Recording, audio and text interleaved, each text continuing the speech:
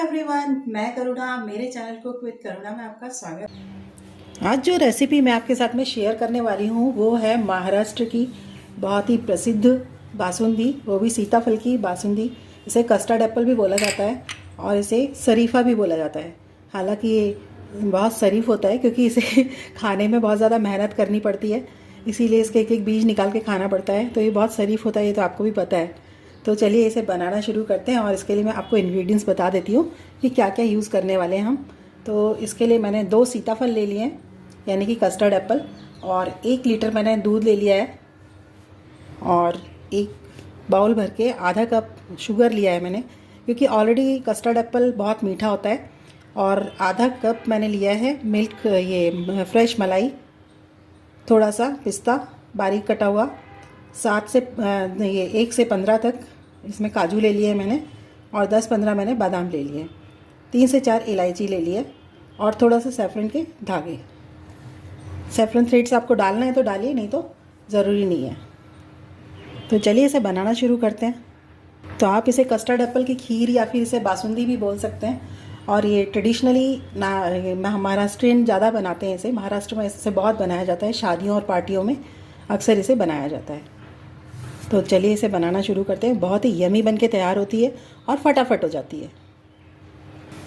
तो इसके लिए मैंने गैस पे ऑन करके कढ़ाई चढ़ा दी है, फ्लेम ऑन करके।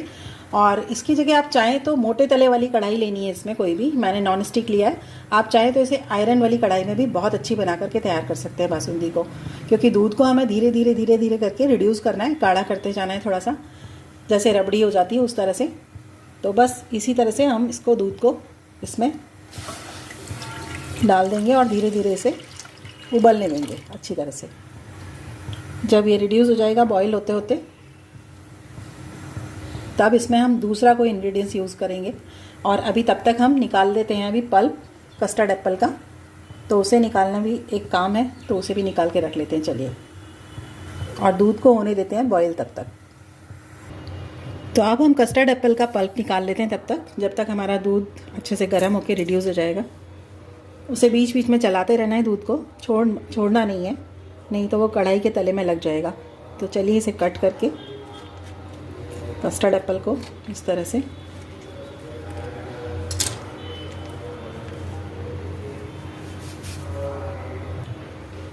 तो कस्टर्ड एप्पल को काट के हमें देख लेना है उसमें कुछ कीड़े वीड़े तो नहीं है, क्योंकि कभी कभी पके हुए कस्टर्ड एप्पल में कीड़े भी आते हैं। इस जगह पे होते हैं मोस्टली, वो इसी बीच वाले पोर्शन में। तो आपको ये ध्यान से देख लेना है कि कीड़े तो नहीं है इसमें। तो ये बहुत ही अच्छा फ्रेश है और कीड़ा कुछ भी नहीं है इसमें। तो चलिए हम इसका पल्प निकालना शुरू करते हैं। तो मैं आपको बताती हूँ इसका पल्प निकालना कैसे है। ये स्ट्रेनर लिया मैंने और एक बाउल ले लिया, स्ट्रेनर इसके ऊपर रख लिया मैंने। और अब इसमें इस तरीके से एक पोर्शन को ले लेना है, हाफ वाले, और इसे स्पून से इस तरह से निकाल लेना है।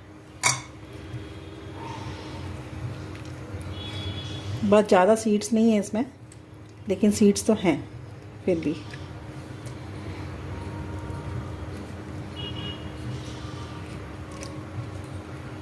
तो इस तरह से पूरा हमें निकाल के इसमें डाल देना है स्ट्रेनर में। तो पल्प को मैंने इस तरह से पूरा ले लिया इसमें से। ये वाले पोर्शन को अब हम फेंक देंगे। ऐसे ही मैं ये हाफ वाले का भी इसी तरह से निकाल के पल्प ले लूँगी।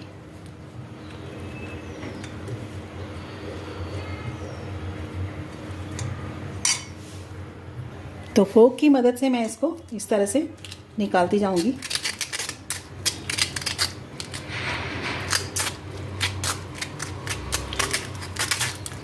तो इस तरह से पल्प पूरा निकलता जाएगा। और भी बहुत अच्छी तरह से आपको निकालना है। दूसरा आइडिया मैं और देती हूँ कि ये जो है ना विस्कर, इसकी मदद से आप और अच्छी तरह से निकाल सकते हैं इस तरीके से। इससे तो बहुत ही बढ़िया निकल जाता है। ये देखिए क्या फटाफट गिर रहा है पल्प। इससे निकालना बहुत ही इजी होता है, तो आप विस्कर ही यूज़ करिए।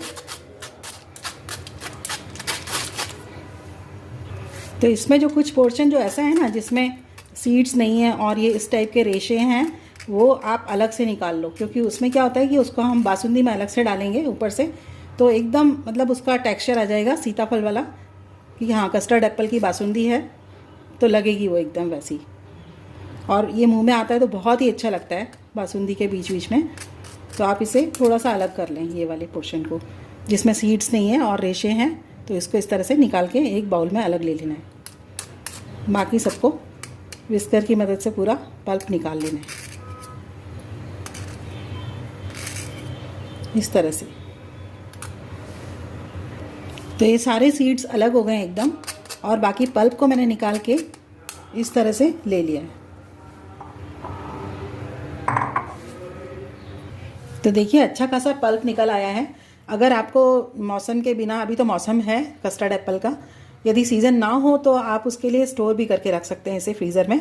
उसके लिए आपको क्या करना होगा, एक बाउल जैसे आपने कस्टर्ड एप्पल का पल्प लिया है तो उसमें 2 से 3 ड्रॉप लेमन जूस के और 3 टेबलस्पून के करीब शुगर का पाउडर आपको ऐड कर देना है और किसी बॉटल में स्टोर करके उसे फ्रीज़र में रख देना है।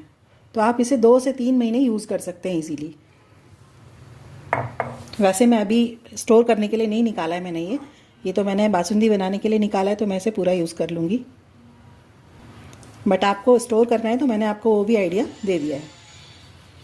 और ये जो इसके रेशे होते हैं ये हम ऊपर से इसमें डाल देंगे बासुंदी में। तो दूध भी क्या है, अच्छी तरह से उबलते उबलते वो रिड्यूस होता जा रहा है अभी। तो हलवाई लोग जैसे करते हैं ना, आपने देखा होगा हलवाइयों को, इस तरह से वो दूध उबालते उबालते कढ़ाई में से आसपास से भी छुड़ाते जाते हैं, ऐसे खुरचते जाते हैं। बस इसी तरह से इसको खुरचन को इसमें मिक्स करते जाना है और इसे चलाते रहना है कंटिन्यूसली। तो जो भी मेहनत लगने वाली है ना, वो सिर्फ दूध को उबालने में ही लगने वाली है। तो ये हम मलाई भी आधा कप इसमें डाल देंगे अभी इसी स्टेज पे। तो दूध हमारा जब तक बॉईल हो रहा है तब तक मैं इसमें अभी इसी के साथ में अभी इसी स्टेज पे हम डाल देंगे थोड़े से केसर के थ्रेड्स। इसका टेस्ट आपको यदि अच्छा ना लगता हो तो आप इसे स्किप भी कर सकते हैं। थोड़ा सा जाएगा इसमें इलायची का पाउडर, आपको ये डालना है तो आप डाल सकते हैं, अदरवाइज़ आप कस्टर्ड एप्पल का ही एकदम फ्लेवर चाहिए तो बिल्कुल मत डालिए। थोड़ा सा जाएगा नटमेग यानी कि जायफल।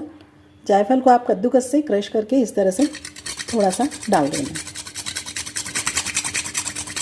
फ्लेवर के लिए, से ज़्यादा नहीं डालना है। और आधा कप के करीब मैं डाल रही हूँ इसमें शुगर, क्योंकि शुगर हमें बहुत ज़्यादा नहीं डालनी है।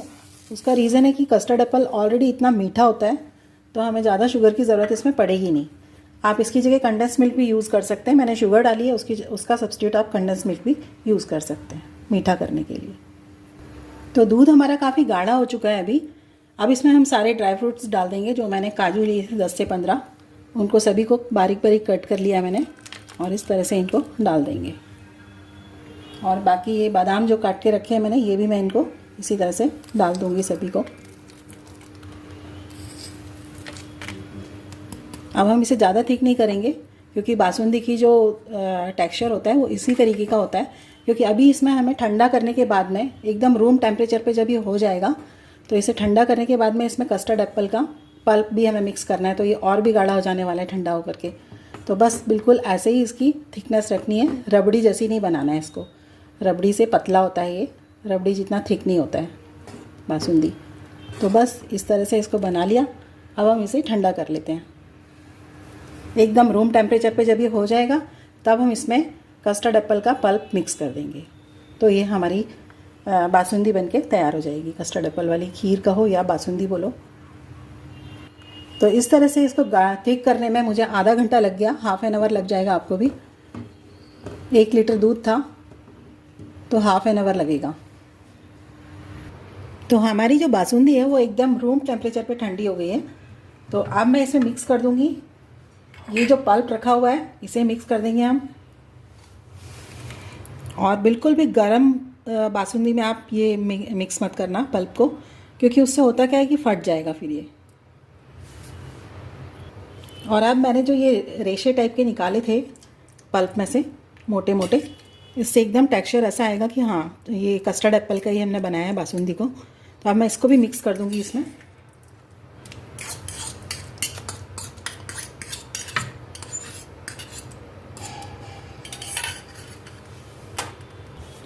तो इन सभी चीज़ों को मिक्स कर देंगे। देखिए आप इसका टेक्सचर देखिए कितना गाढ़ा हो चुका है, एकदम बढ़िया। आप इसे किसी भी फेस्टिवल पे या फिर ओकेजन में अपने घर में बना सकते हैं, और व्रत में भी ये खा सकते हैं हम, क्योंकि ये बिल्कुल फलाहारी हो गया। दूध का और कस्टर्ड एप्पल का बनाया है क्योंकि, तो ये फलाहारी है। इसे आप फास्ट वगैरह में भी यूज़ कर सकते हैं। तो ये देखिए टेक्सचर बिल्कुल इस तरीके का है। चलिए इसे सर्व कर लेते हैं।